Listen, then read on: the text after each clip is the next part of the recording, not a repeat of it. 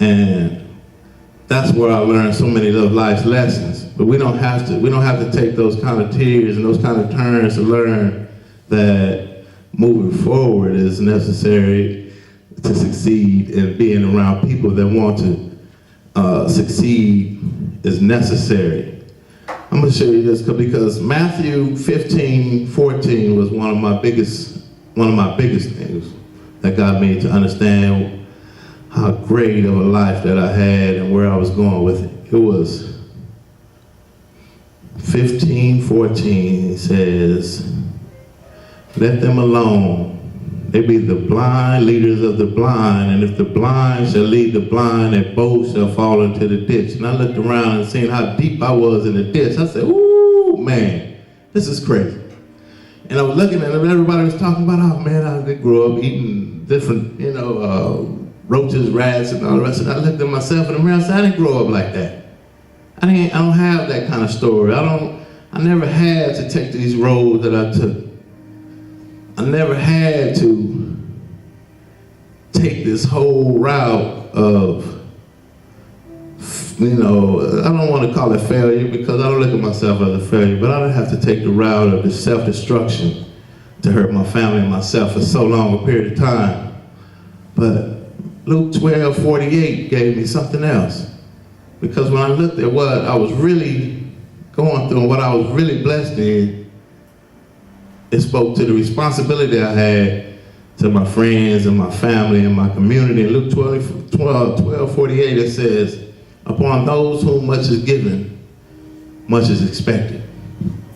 And that speaks to responsibility. So we all have some kind of responsibility to us. So don't we all have some kind of responsibility to a child, responsibility to a father, son, brother, some kind of responsibility to community, right? Now, so my responsibility when I came out, I used to tell people, I owe the community, I owe society this huge debt.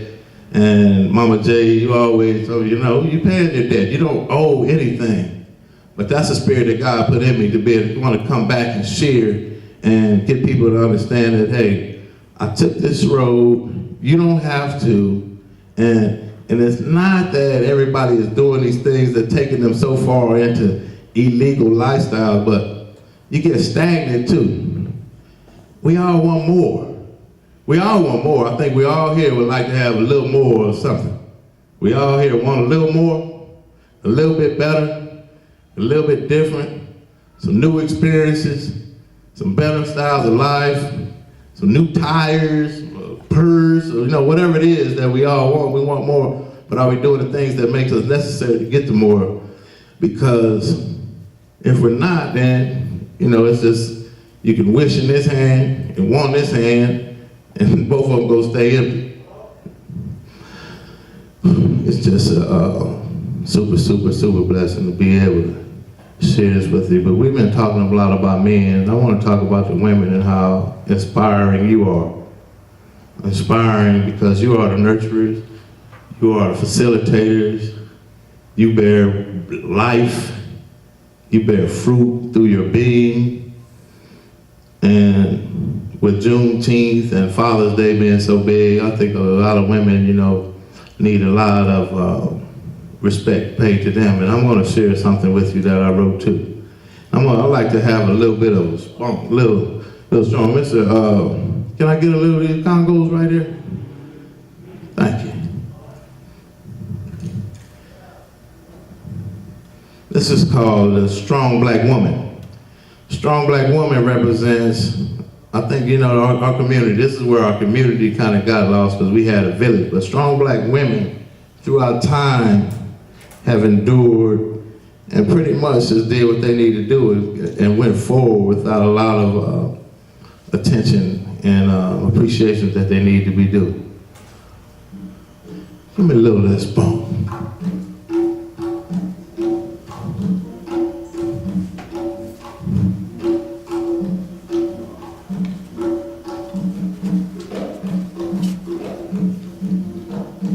Strong black woman. You've birthed nations and raised nations without the credit you're due.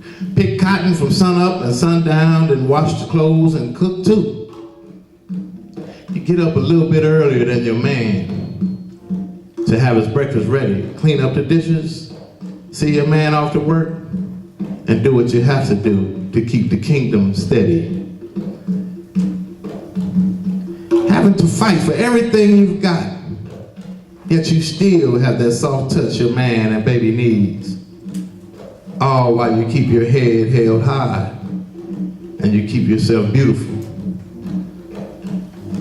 Whether your hair is down, long, or in braids with beads.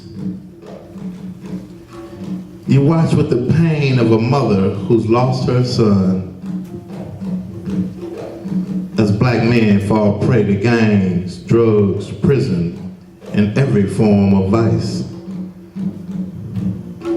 You keep your head strong as he falls further and further by the wayside, blowing his money on wine and shooting dice.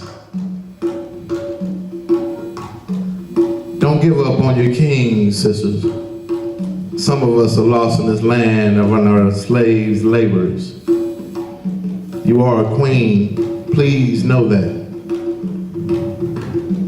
And we need you to fix our kingdom and not our neighbors. You are in corporate boardrooms, you are surgeons, doctors, you are PhDs, professional athletes, and you are doing everything you can to do your part in the struggle our people face in this land. I want to thank you and let you know that our struggles and sacrifices have not gone unnoticed. You bore fruit through your being. You are loved, you are respected, and you are admired by this young black king.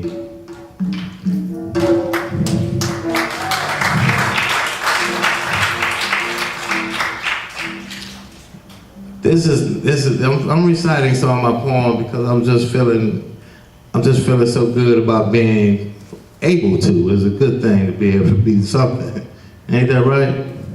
Be able to. You know, we take every day for granted. You get up, you do what you do. It's an ordinary day. We get up, we go to work.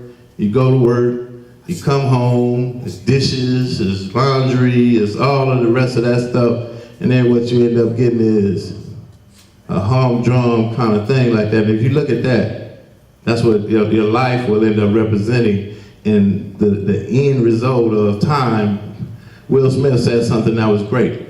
He didn't know what kind of films he was going to be making. He didn't know what kind of success he was going to have with his career, but he knew that if he woke up every day and put his best foot forward, when he looked back at his life, he sees some successful work. He sees some good work. And if he don't see some good work right now, I don't know what good work is. But that's the deal that we want to be doing, is every day we want to be getting up, doing something better, doing something a little more, doing something a little bit more towards our goals, something on paper, something that we really want.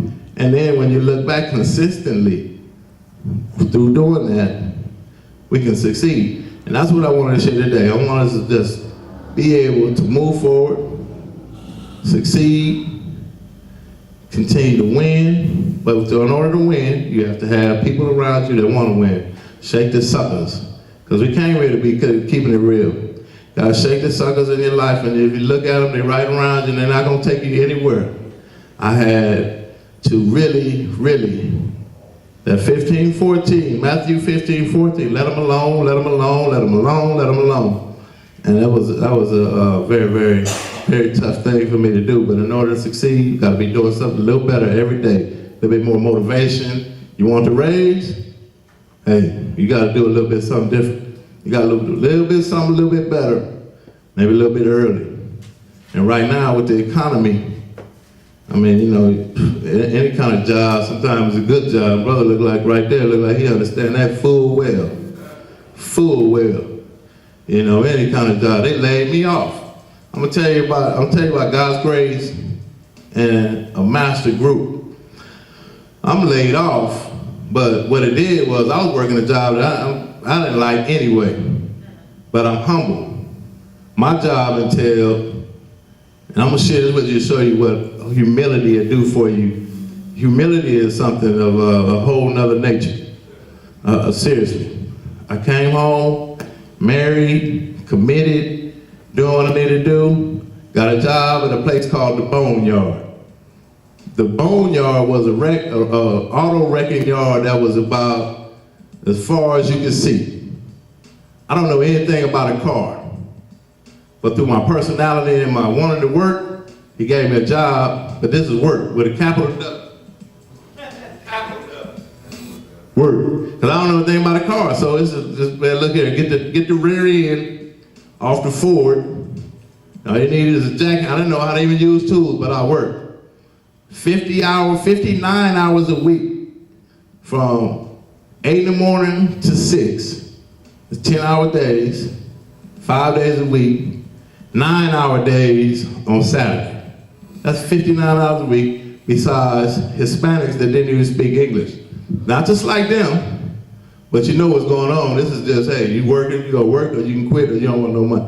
I'm not even getting overtime, but I want to take care of my family. And I want to do better though.